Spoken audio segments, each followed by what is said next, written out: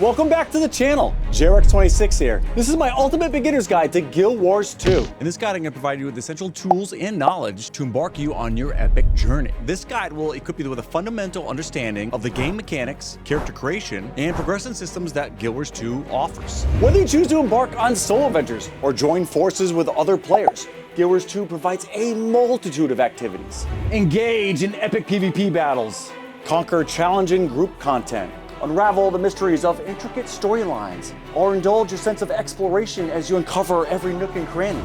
So grab your weapons, assemble your allies, and let the excitement begin.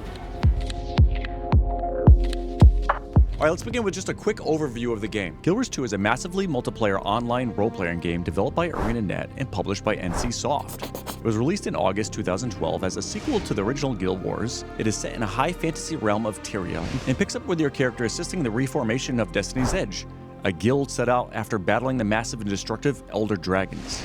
There are currently 4 expansions of the game, with the latest, Secrets of the Obscure, being just recently released on August 22nd, 2023. The base game is free to play and there's no subscription fee ever. The game has been really well received and currently holds a Metascore of 90, as well as very positive review scores on Steam. I just want to emphasize before we get into the meat of the guide that Guild Wars 2 is unique in the MMO genre in a few very important ways. First is that the game focuses heavily on horizontal progression. There are 80 character levels in the game, but there will be no new added levels with additional expansions or game updates. There are also no new higher tier weapons and armor. The highest powered weapons and armor will always be the highest tier, meaning that there's no constant gear grind like many other MMOs. Guild Wars 2 also has a different philosophy on class roles. Classes, or as Guild Wars likes to call them, professions, are very highly customizable and you can basically tailor any profession to fit any group role that you want. You want to play as a support healing thief? Go for it. How about a tanky mesmer? Guild Wars enchanter-like profession. You can do that also. Guild Wars lets the players play the way they want to. Alright, let's get started with the game. When you first log in, you're going to be asked to pick your home world, which is basically your server. Here's a couple of things you're going to need to know about your home world. The first is that there's 2 different regions, Europe and America. So pick the region that you live in or live closest to. As far as which home world to pick, any player can play with any other player on any home world as long as it's in the same region. Basically for now, the only difference between the different homeworlds is what grouping you're gonna be placed into for the World v World game mode. And ArenaNet has been working on this. So soon, which World v World grouping you're placed in is gonna be based on which guild you're in. So feel free to pick any homeworld that you want, as long as it's in the right region that you wanna play in, because it's not gonna affect your overall gameplay much at all. Alright, so now it's time to create your character. First, you get to pick your desired race. Guild Wars 2 currently has 5 playable races. You have the cat-like, ferocious, and militant Char, the resilient and noble humans, the towering and strong Norn from the north, the small but intellectual and curious Asura, and the plant-like and mysterious Sylvari. Race selection affects your personal story, and each race has a few limited racial traits that are limited to that selected race. But overall, race selection has no major impact on your gameplay as far as performance. So feel free to pick whatever race interests you. So after that, you pick your gender, then it's time to pick your class, or as Guild Wars 2 calls them, your profession. There are 9 professions to choose from, and all but one of them are available to play on a free-to-play account. You have 3 heavy armor classes, 3 medium armor classes, and 3 light armor classes. The Guardian is sort of like the Guild Wars 2 version of a Paladin, a durable fighter who protects and boosts their allies while smiting its foes. Then you have the Warrior, the resilient and versatile Battle Master. Next up, you have the one class that is only available if you have purchased one of the Elder Dragon Saga expansions, the Revenant. Revenants are able to channel and draw upon the power of legendary heroes and villains of the past, and use their power to acquire potent skills and abilities. Next up, the medium armor wearing professions, starting with the Engineer. Engineer are classes that are kind of like jack of all trades. They can employ turrets, grenades, elixirs, and gadgets to aid them in battle. And then we have the Thief, the masters of shadow and assassination. Next up, the Ranger, who could tame a wide variety of animal companions to aid them on their journey. Alright, now down to the 3 light armor wearing professions. First up, the Mesmer, a class that is unique to Guild Wars. They create clones of themselves and utilize magical deception and misdirection to defeat their foes. After that, we have the Master of Dark Arts, the Necromancer. Necros are able to summon several undead minions and overwhelm and cripple their foes by inflicting devastating conditions. Lastly, we have the Elementalist, sort of like a mage class that has mastery over the elements. They can attune to either water, earth, fire, or air, In battle, they can select one of the attunements such as fire and rain down destruction on their foes, then switch up to water and heal and bolster their allies. Quick tip! I would suggest one of 3 different professions if you're starting out. I would recommend picking either Guardian, Ranger, or Necromancer if you're a beginner. Guild Wars 2 can be a bit harsher than other MMOs, and these 3 classes are very durable, fairly easy to use, and have a lot of solo ability. After picking your race and profession, you'll be able to customize your character's appearance. Then you'll be able to select some story and background elements of your character. These will set you down slightly different story paths, so your choices do matter. Pretty cool. Okay, now let's dive into the basics of gameplay. Guild Wars 2 features intuitive movement and controls that should be familiar to you if you've played other MMOs. Use the W, A, S, and D keys to move your character forward, left, backward, and right respectively. To rotate your camera view, hold down the right or left mouse button and move your mouse to the desired position. You can target an enemy by clicking on it with your mouse cursor or by tab targeting to it. I just want to point out quickly that you can enable something called Action Camera. This mode allows you to control your character and your camera more like a traditional third-person action game. If enabled, moving the cursor will move the camera with it without needing to hold down the mouse buttons. Instead, left-click casts the first weapon skill, and right-click is used to select the NPC or object that you want to target. Some players really like this mode and say it leads to a more immersive experience. I personally like the normal mode, but give it a try and see what you prefer. The combat UI here displays your health bar, skill slots, and other important information, so let's break down each piece. Each profession in Guild Wars 2 has a set of weapons they are able to equip, and each weapon has associated skills. These skills are mapped to your 1 through 5 keys on your keyboard. Single-handed weapons that are equipped in the main hand have 3 skills and are mapped to keys 1 through 3. And offhand weapon skills are equipped to 4 and 5. Similarly, two-hand weapons have 5 associated skills, and these are mapped on keys 1 through 5. Each skill has its own cooldown, so managing your abilities strategically is key to success in combat. In addition to your weapon skills, you have access to other types of skills. One of these is your character's heal skill. Every profession has its own set of heal spells you can choose from, and it's bound right here, which is mapped to the number 6 key. The next 3 skills are what's called the utility skills, and they're bound to the 7 through 9 keys. These provide very supportive or offensive abilities depending on your profession and build. They are unlocked at levels 5, 10, and 20 respectively. At level 30, you unlock the Elite skill, mapped to the 0 key. Elite skills are powerful abilities that can have a significant impact on combat. They often have longer cooldowns, so timing and strategy are crucial when using them. So I just want to point out quickly before we move on that you could customize these key bindings in the settings to keys that are more convenient to you. For example, I always like to have the heal skill mapped to Q and the utility skills mapped to E, R, and T respectively. Feel free to change these around to suit your needs. Up here are the profession skills. These skills are activated by pressing the function keys 1 through 4 depending on how many of these skills your particular profession has. Profession skills add an extra layer of complexity and versatility to your profession's gameplay, and really are the class-defining set of abilities that really gives your profession its personal flavor and playstyle. So to add even more combat complexity, once you reach level 10 in Guild Wars 2, you gain the ability to swap between 2 different weapon sets. The tilde key is mapped to toggle between your primary and secondary weapon sets. Weapon swapping allows for even greater versatility and the ability to adapt to different combat situations. So here in the middle is your health pool, and displayed above it is your energy bar. Energy is used for a few things. One of the main ones is dodge rolling. So let's talk about that quickly. In Guild Wars 2, you can evade incoming attacks by dodging. Double tap any movement key, W, A, S, or D, to quickly dodge in that direction. Dodging attacks and AoEs is an integral part of the combat dynamics in Guild Wars 2, allowing you to avoid damage and repositioning yourself during combat. Up here is displayed any boons or conditions that you currently have on you. Boons are basically what Guild Wars 2 calls buffs, and are beneficial effects that enhance your abilities, while conditions are negative effects such as slows or damage over times. As you are leveling up your character, you're going to want to pay attention to these effects and learn how to utilize boons effectively while also managing and removing conditions to maximize your combat proficiency. The slot here on the UI is your mount slot. As you progress in the game, you'll have the opportunity to acquire mounts.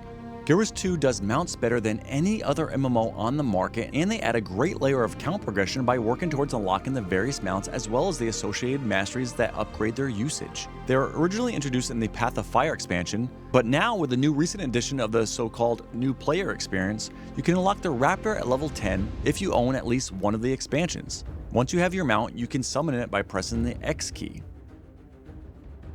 So let's talk quickly about what happens when your health pool goes down to 0. In Guild Wars 2, when your health reaches 0, your character doesn't automatically die like in other MMOs. Instead, you enter the down state. In the down state, you have a limited pool of health and a set of down skills. You can still fight and try to defeat enemies, or wait for a teammate to revive you before your limited downstate health pool depletes. If you do manage to defeat an enemy in the downstate, your character will rally and be revived at 25% health. In Guild Wars 2, teamwork is crucial. When a teammate falls in battle, you can revive them by approaching their down body and pressing the F key. Be aware of your surroundings and always assist allies, as reviving them can turn the tide of battle. There's one last thing we need to cover quickly concerning combat. Some stronger enemies you'll encounter will have a teal bar under their health pool. This is what is called a defiance bar or break bar. Using crowd controlling abilities like stuns or slows on an enemy with an active defiance bar will reduce it. When you fully deplete an enemy's defiance bar, it breaks the bar, hindering the enemy in some predefined way, such as causing it to be stunned, interrupted, or knocked down. Keep an eye out for the defiance bars and always break the defiance bar to make the encounter easier. Okay, let's now talk about exploring the vast world of Tyria. And let's start with some of the various features on the map. These are the renown hearts, waypoints, vistas, hero challenges, and points of interest.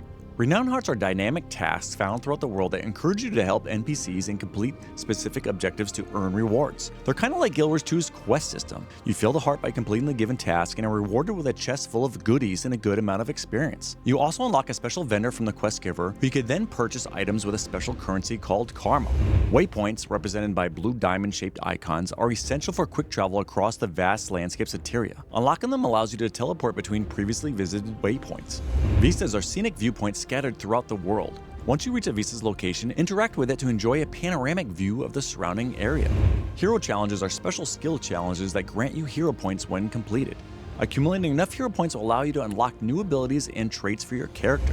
Then lastly, points of interest. These are areas indicated by these small square icons. Unlocking them reveals interesting areas on the map such as landmarks, towns, or natural phenomena. Quick tip: map completion. Completing all the renown hearts, waypoints, vistas, hero challenges, and points of interest on a map gives you specific achievements and rewards such as experience, gear, and crafting materials. Completing all the maps in Central Tyria is called world completion and reward you with 2 gifts of exploration. Components needed to craft legendary weapons, which are awesome endgame weapons and a great long-term goal to work on. If you're interested in more information on how to craft legendary weapons, I have a great guide on my YouTube channel and I'll link it below. Something else you can interact in the world is resource nodes. Gathering resources is essential for crafting and can be a lucrative activity in Guild Wars 2. Once you reach level 10, you can purchase sets of harvesting sickles, logging axes, and mining picks from vendors and equip them on your character. Interact with these nodes to gather materials used in various crafting disciplines or to sell to the trading post to make yourself some extra gold. Okay, next let's talk about dynamic events, because this is an area where Guild Wars 2 really shines. Dynamic events are spontaneous occurrences that unfold throughout the game world. They are designated by these orange circles surrounding the event area. They are active events with story elements that can net you experience, coin, items, and sometimes even access into new areas. They really make the game feel active and alive. At higher levels, you can join in on much larger scale epic level events such as metas or world bosses. No MMO does large scale open world events better than Guild Wars 2. Are you really enjoying the area you're in but are afraid you are going to outlevel the content before you finish up on all the events on the map? No need to worry, Guild Wars 2 employs a dynamic level scaling system, allowing you to adventure with friends or explore lower level zones without outleveling the content. Regardless of your actual level, you'll be downscaled to match the zone's level, ensuring that challenges remain relevant and rewarding throughout your journey. This also leads to lower level zones still being very active, so even as a new player, you'll see plenty of other players exploring and adventuring all around Tyria. Personal story quests. If you see this green icon up in the corner, this is your personal story quest. Your character's personal story is a central aspect of Guild Wars 2. As you progress, you'll be presented with story quests that unfold based on your choices and action. Yes, your choices actually matter and will vary the way the story progresses. You'll be given the opportunity to complete a new chapter of the story quest every 10 levels, and completing these story quests rewards you with pretty valuable items and equipment and a boatload of experience. So it's definitely a great way to level up. So be sure to keep an eye on your next story chapter. The game keeps track of your personal story quest progress in the hero panel. You can access the hero panel by clicking on this icon right here or pressing the H key as a shortcut, then tab down to the story journal. We'll go over more of the elements of the hero panel as we go through other sections in this guide. As a matter of fact, let's talk about the achievements section quickly. Don't sleep on the achievements, guys. In Guild Wars 2, the achievements work in many ways similarly to how quests or quest journals work in other games. There are a ton of really awesome rewards from completing achievements. For example, you can earn titles, coins, gear, weapon and armor skins, and even a legendary amulet. Your achievements are kept tracked on the Achievements tab in the Hero panel. You can even track the ones that you're currently working on by toggling on this eye icon next to the achievement, and it'll show up on your game UI. Alright, let's touch on crafting. Crafting allows you to create weapons and armor and other items for your character. There are 9 crafting disciplines in Guild Wars 2, and each profession can learn 2 crafting disciplines to start. To learn a crafting discipline, speak to the relevant Master Craftsman. As a side note, the Master Craftsman also sells supplies needed for your chosen discipline. Crafting becomes really important in the endgame of Guild Wars 2 as you essentially craft all your legendary weapons and armor. And high-level crafting disciplines are needed in the process. I'll link some healthy crafting websites and guides in the video description for further information on crafting in Guild Wars 2. Interestingly, one of the other benefits of crafting is that by doing so, you not only level up your crafting discipline, but you also get a ton of regular experience for your character also. So let's talk about experience next. You get experience for doing almost everything in Guild Wars 2, such as crafting, as I just mentioned, to gathering, unlocking waypoints, and visiting points of interest, to even resurrecting downed allies. So you are free to explore the world on your own terms, do what is fun for you in game, and gain experience while doing it. Guild Wars 2 is truly a game that respects your time. As you level up, you'll get to equip better weapons and armor. So let's quickly talk about gear next. Gear in Guild Wars 2 has both a level and rarity, and gear is increasingly more powerful the higher the level and the higher the rarity. This chart shows the different item rarities, the levels available, the relative amount of stats, and the relative improvement of each rarity. As you level up, you'll be receiving mostly fine, masterwork, and rare gear, and will start getting some exotic gear towards the end of your leveling process. As a side note, Ascended and Legendary armor are only available at level 80 and possess the highest amount of stats in-game. These items can take a decent amount of time and effort to attain and are great long-term goals to work on. To equip gear, you're going to want to pull up your hero panel. The first tab is the Equipment tab, and it's here that you're able to equip armor, weapons, trinkets, as well as gathering tools. Quick tip, you don't need to drag items from your inventory to the hero panel to equip it. You can just click on the slot in your hero panel and let you change out that item with any appropriate item in your inventory. Another quick tip, if you're unsure what stats to prioritize as you're leveling up, I'd recommend Power is a great all-around stat for leveling, as it's going to increase your damage output and all classes can benefit from that.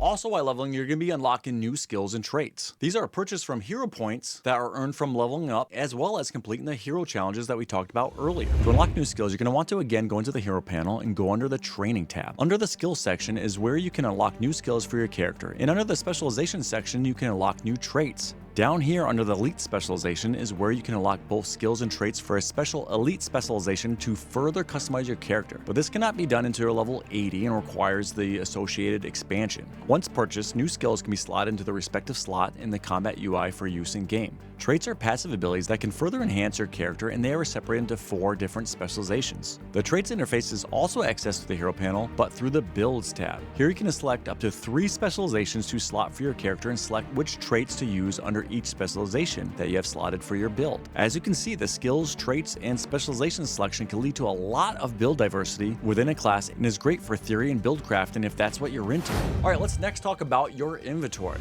Press the I key to open your inventory. You'll notice that on the left side here, you start off with 1 bag, but more bags can be attained in various ways, and these will increase your inventory space. Some of the ways to get more bags include buying them for the vendor or trading post, crafting them, or even getting them from enemy drops. Down here shows your current coinage, as well as another currency that is related to the map that you're currently in. This icon here is called your wallet. Clicking on it will bring up a list of all your currencies, which Guild Wars 2 does indeed happen to have a lot of. Have a bunch of unused equipment in your bags and you're not sure what to do with it? Buy salvage kits from a vendor and break down your gear into crafting materials. But now what to do with all the crafting materials from all the nodes you've harvested and gear you salvaged?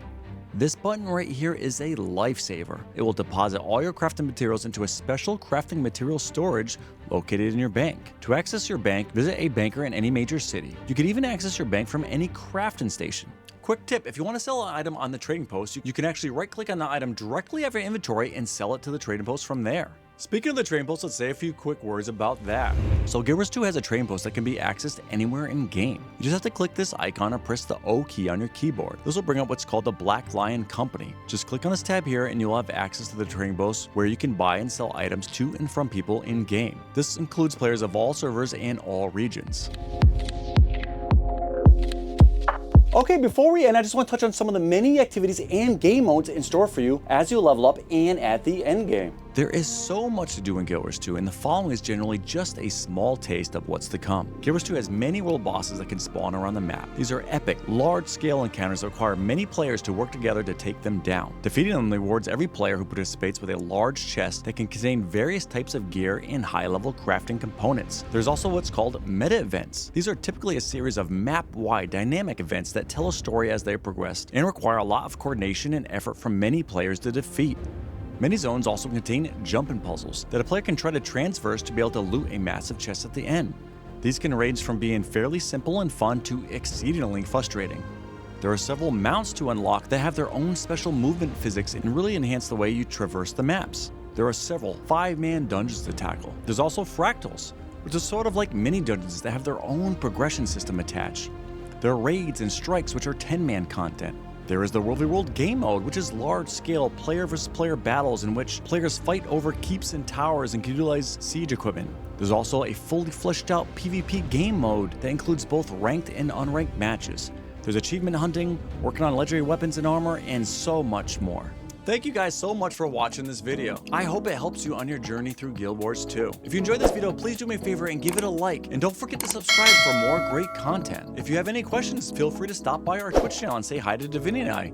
We're always glad to hear from you. Quick update on me. I am now full-time content creating. If you'd like to support me in continuing to make great videos, I have now started a Patreon. You could be among my first supporters. I'll put the details below. Okay guys, I will see you in the next one.